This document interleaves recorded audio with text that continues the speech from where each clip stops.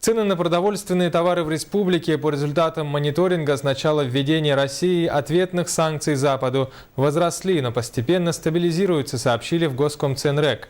От чего зависит рост цен и возможно ли их регулирование, узнавала Туяра Филиппова.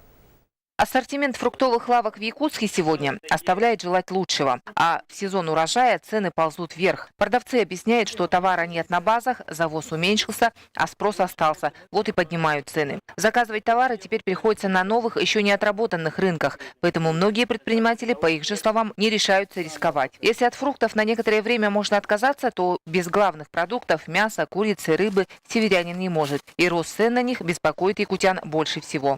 Самый большой рост цен произошел где-то примерно 15-20% на мясную продукцию и на мясо кур.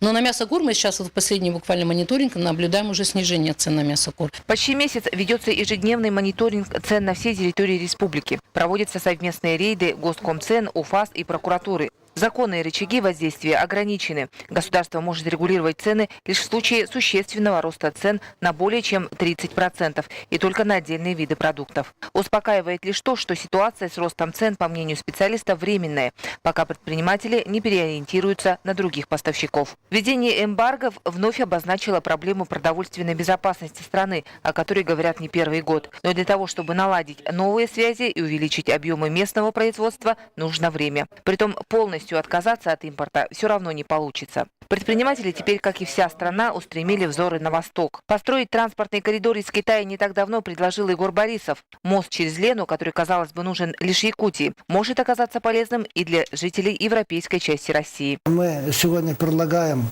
не только создание логистического центра в районе города Якутска, но построить еще вместе с китайцами определенный коридор, транспортный коридор через Якутию с выходом с Южной Якутии, по железной дороге довести груза до города Якутска на правом берегу в Нижнем Бестяхе, а потом вывести на Севморпуть.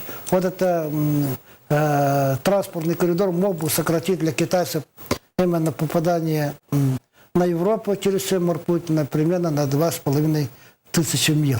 Пока же государственные контрольные органы задействовали все имеющиеся рычаги, чтобы остановить рост цен. Одновременно ищут новые механизмы для борьбы с ростом цен. В районах Крайнего Севера введено регулирование торговых надбавок, и опыт Крайнего Севера сегодня предполагается правительством Российской Федерации распространить в целом по стране, и сейчас готовится такое постановление правительства России. То есть это какой-то механизм в Российской Федерации появится, который, по крайней мере, может регулировать работу торгующих организаций. Туяра Филиппова, Иван Семенов, НВК СХ, Якутск.